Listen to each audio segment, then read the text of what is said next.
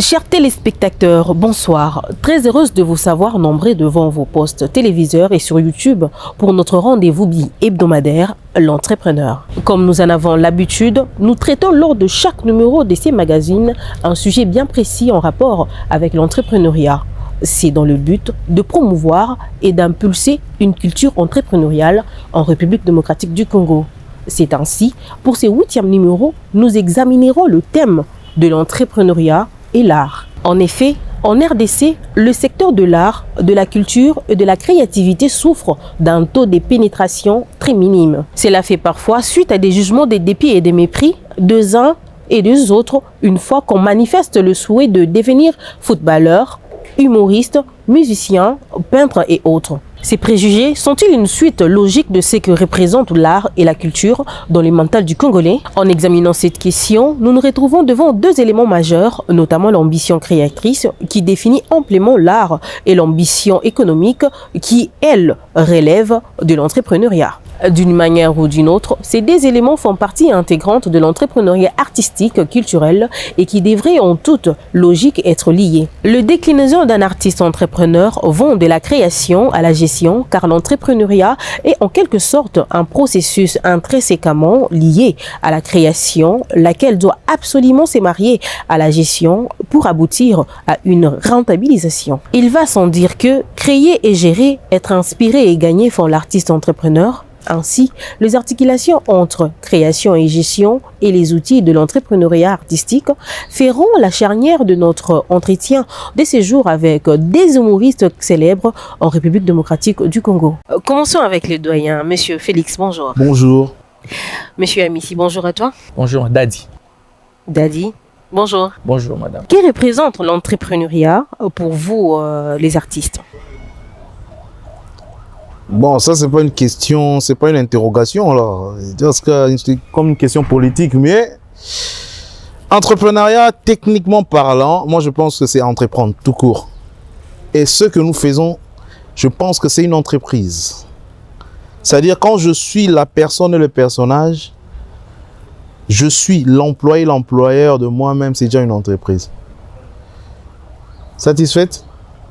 Monsieur Amici, vous avez la parole. Pas connerie. Que représente l'entrepreneuriat culturel? Non. Qui représente l'entrepreneuriat pour vous? Un humoriste, un artiste? En fait, en tant qu'humoriste, si je dis entrepreneuriat culturel, c'est parce que je me mets déjà dans ma casquette au fait, en tant qu'humoriste ou encore en tant qu'acteur culturel.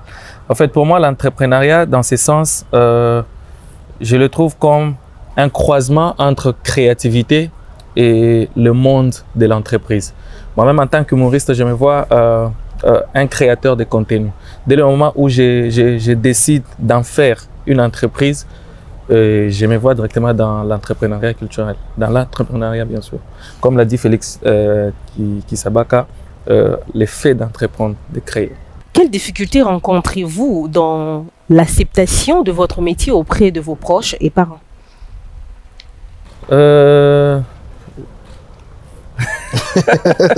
Là, c'est un point commun. Vas-y, quand tu commences, j'ai l'habitude de dire l'humour, c'est le seul métier en Afrique où les compliments sont des insultes. Vous, par exemple, on dirait ah, madame, elle a le talent, elle a le savoir, félicitations, elle a un avenir. Mais nous, c'est dès le moment où tu commences, tu vois quelqu'un rire et dire Petu Azazo Bamakasi. Donc, regarde déjà comment on lit le métier. Et nos parents, ou bien notre entourage, sans se mentir, ils ont cette image de la chose.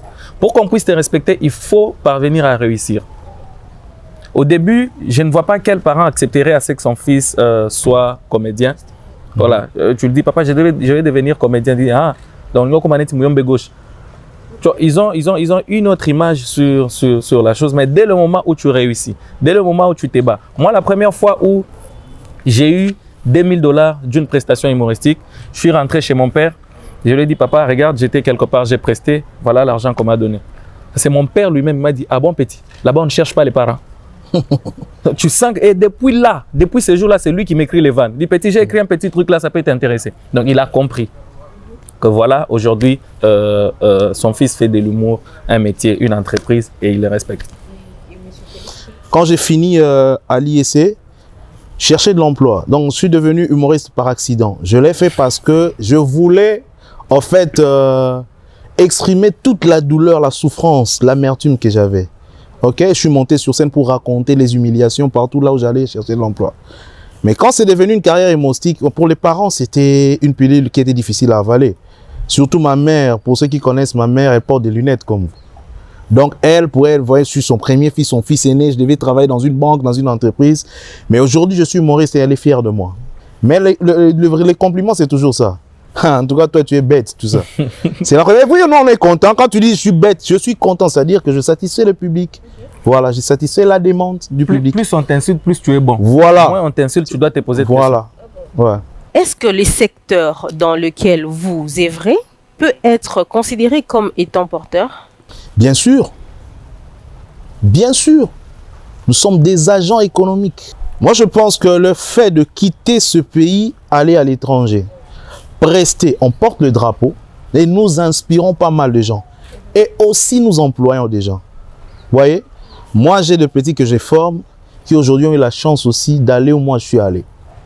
Il y a même un en ce moment qui est à Dubaï qui va prester en anglais pendant que moi, son père, je ne parle pas encore anglais. Vous voyez?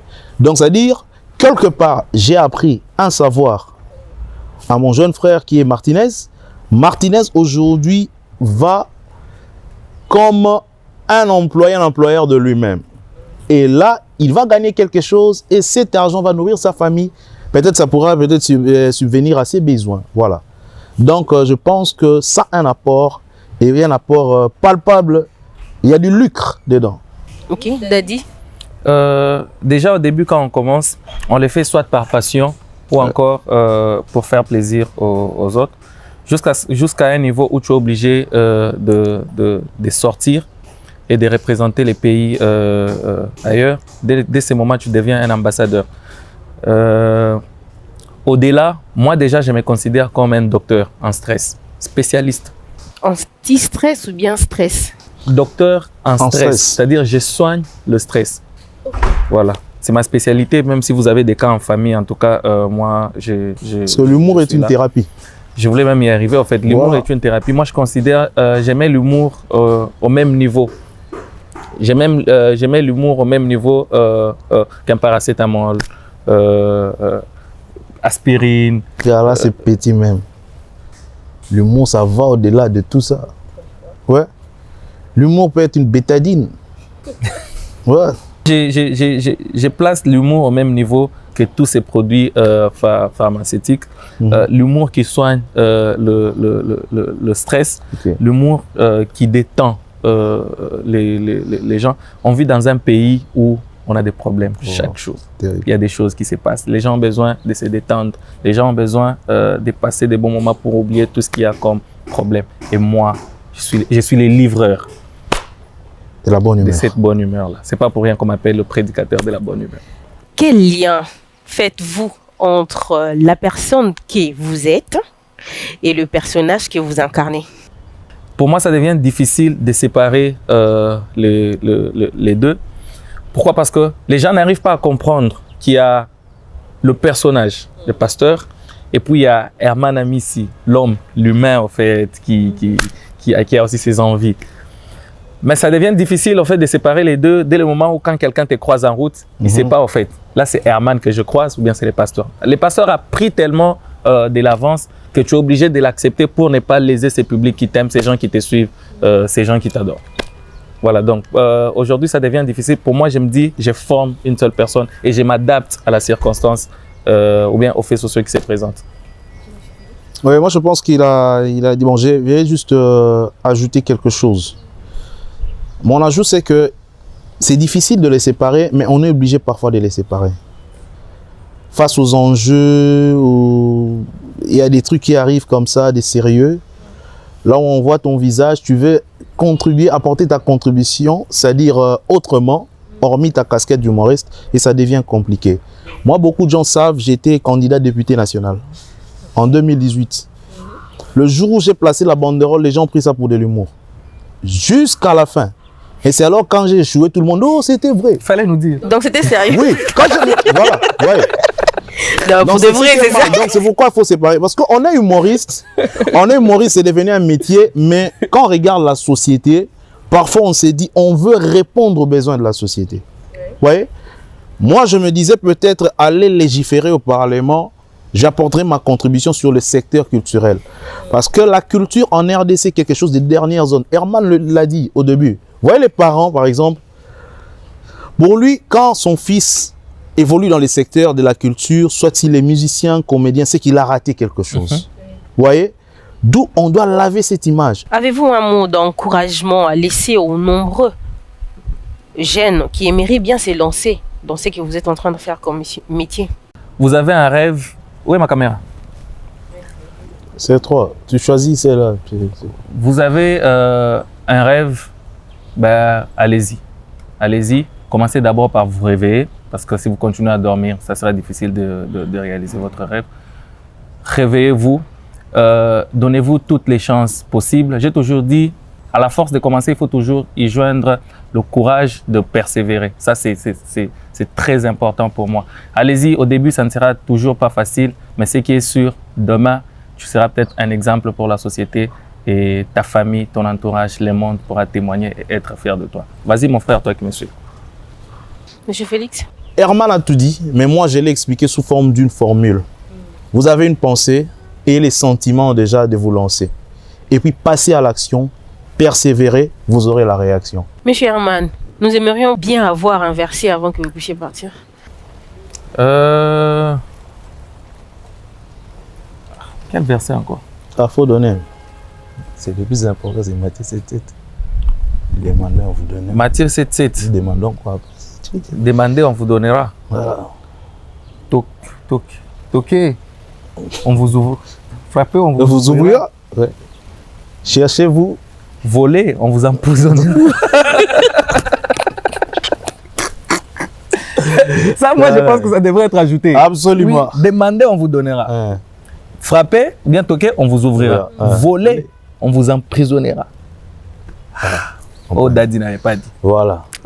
Merci, monsieur. L'entrepreneur vous remercie de votre disponibilité. Merci beaucoup. Nous vous remercions énormément. C'est nous qui vous remercions. Nous remercions la Mosaïco Argentine. C'est pas facile de passer quelques minutes étant sérieux comme ça. Ouais, j'étais mal à l'aise. C'est sûr.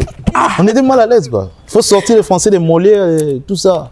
J'ai pensé à mon prof de français, ça m'a fait du bien. Je salue mon bailleur, de là où il me suit. Merci, papa bailleur. Toi qui me supportas, toi qui me patientas. Merci en tout cas pour cette relation de bon voisinage.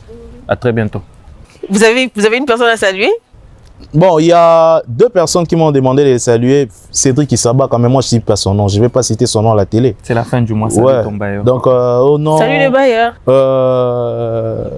Papa Dieudonné, je ne peux pas te saluer à la télé. Ce n'est pas poli de citer les noms de Papa Dieudonné à la télé. Donc, je n'ai pas le temps de saluer les gens.